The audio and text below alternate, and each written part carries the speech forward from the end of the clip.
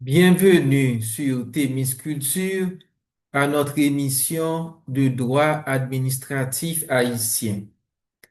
Aujourd'hui, nous allons vous parler de la légalité en situation de crise.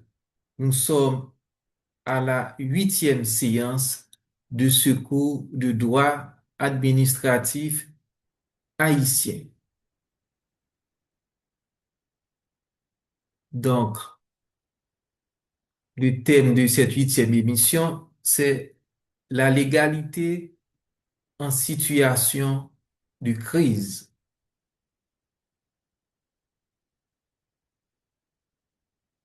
La légalité en situation de crise. La finalité du principe de légalité, c'est l'intérêt général. En situation de crise, on ne peut pas appliquer des règles prévues pour des situations ordinaires. En effet, la vie d'un État n'est pas un long fleuve tranquille. Dans des situations exceptionnelles où l'existence de l'État est menacée, où la survie même de l'État est menacée, vouloir à tout prix appliquer des règles prévues pour des situations normales, c'est contredire à la finalité du principe de l'égalité qui est l'intérêt général. C'est pourquoi la Constitution et les lois de la République prévoient des normes applicables au gré des soubresauts de l'histoire. Donc, la Constitution et les lois de la République prévoient en quelque sorte des adaptations du principe d'égalité à travers deux types de règles. Il y a des règles écrites applicables en situation de crise et des règles non écrites applicables en situation de crise. Les règles écrites applicables en situation de crise sont principalement les règles qui concernent l'état de siège et celles qui concernent l'état d'urgence. Voyons d'abord l'état de siège. Quand est-ce que l'état de siège est applicable? L'état de siège est applicable en cas de péril imminent résultant d'une guerre étrangère ou d'une insurrection armée. L'état de siège est caractérisé par l'extension des pouvoirs de police, par le transfert du pouvoir de police de l'autorité civile à l'autorité militaire et par la création de juridictions militaires. L'état d'urgence, en revanche, est applicable en cas de péril imminent résultant d'atteintes graves à l'ordre public ou en cas de catastrophe naturelle, par exemple tremblement de terre, ouragan. L'état d'urgence, contrairement à l'état du siège, dans l'état d'urgence, contrairement à l'état de siège, les pouvoirs exceptionnels sont transférés aux autorités civiles et non militaires. C'est pour ça que l'état d'urgence est situé à une échelle un peu plus bas que l'état de crise. L'état de crise est beaucoup plus grave. C'est pour ça que quand il y a état de crise, c'est à l'autorité militaire qu'on transfère les pouvoirs exceptionnels. Alors que quand il y a état d'urgence, les pouvoirs exceptionnels sont transférés aux autorités civiles et non militaires. Donc, l'état de crise, c'est quand il y a la guerre, menace étrangère. État d'urgence, quand il y a catastrophe naturelle ou insurrection ou situation insurrectionnelle. Par exemple, en Haïti, avec la situation des gangs armés, on peut considérer ça comme une situation exceptionnelle qui pourrait justifier l'état d'urgence, pas l'état de siège, parce qu'il ne s'agit pas de guerre d'une puissance étrangère. De même s'il y a une catastrophe naturelle, on peut déclarer l'état d'urgence, mais pas l'état de siège. L'état de siège, c'est beaucoup plus grave. L'état de siège, ça veut dire qu'il y a une menace étrangère, qu'il y a une guerre menée par une puissance étrangère qui met l'existence de la nation même en péril. Donc, l'état, donc l'état d'urgence, c'est un niveau un peu plus bas. Et c'est ce qu'il y a de plus court en général. Donc, entre l'état d'urgence et l'état de siège, il y a une différence de nature, mais pas au niveau de la procédure. Pour déclarer l'état d'urgence ou l'état de siège, on suit la même procédure. Au niveau de la procédure, il n'y a pas de différence. D'abord, ça commence par un arrêté présidentiel motivé. Donc, le président prend un arrêté motivé pour dire pourquoi est-ce qu'il décide de déclarer l'état d'urgence ou l'état de siège. Et dans cet arrêt, et le président de la République va convoquer l'Assemblée nationale, c'est-à-dire les deux branches du Parlement réunis dans l'Assemblée nationale, et l'Assemblée nationale aura pour mission de prendre une résolution pour statuer sur l'arrêté présidentiel afin de décider est-ce qu'il y a effectivement lieu de déclarer état de siège ou état d'urgence. Est-ce que les motivations de l'exécutif justifient vraiment de déclarer l'état d'urgence ou l'état de siège? À ce moment-là, si le Parlement, si l'Assemblée nationale estime qu'il y a effectivement nécessité, mais l'Assemblée nationale va prendre une résolution pour valider l'arrêté présidentiel déclarant l'état d'urgence et l'état de siège. Deuxième étape. Et enfin, troisième et dernière étape, il y aura un vote d'une loi par l'Assemblée nationale. Pourquoi voter une loi? C'est principalement pour préciser quelles sont les garanties constitutionnelles qui seront limitées ou suspendues pendant la période de l'état de siège. Et l'état de siège ou l'état d'urgence peut être déclaré sur tout ou partie du territoire, avec obligation de renouvellement tous les 15 jours.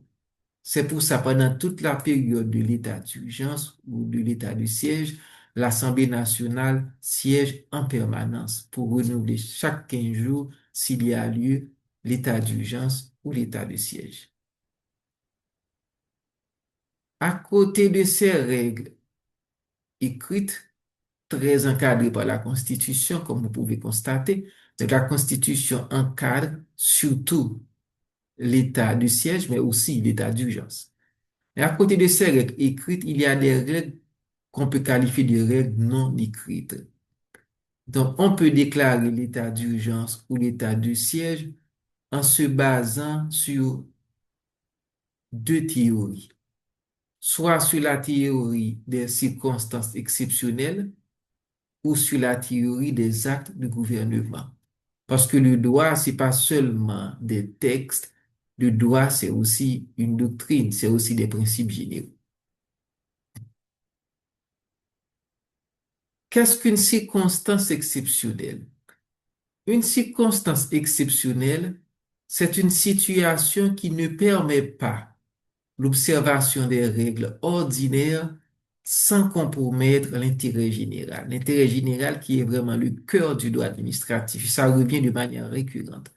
Donc, dès que l'intérêt général est en jeu, à ce moment-là, il faut prendre des mesures pour protéger l'intérêt général. Et c'est ce qui arrive aussi dans une situation exceptionnelle. C'est une situation qui ne permet pas l'observation des règles ordinaires sans compromettre l'intérêt général. Donc, dans de telles situations, si on persiste à vouloir appliquer des règles prévues pour des situations normales, eh bien, on risque de mettre l'État en danger. Et si l'État disparaît, il n'y aura plus du tout ni de constitution ni de loi à appliquer. Donc, c'est pour ça qu'il faut toujours voir la finalité des règles, la finalité de la Constitution, c'est l'intérêt général. Donc, la circonstance exceptionnelle est comparable à ce qu'on appelle en droit pénal l'état de nécessité. Donc, quand il y a état de nécessité, tout le monde peut agir. Voilà.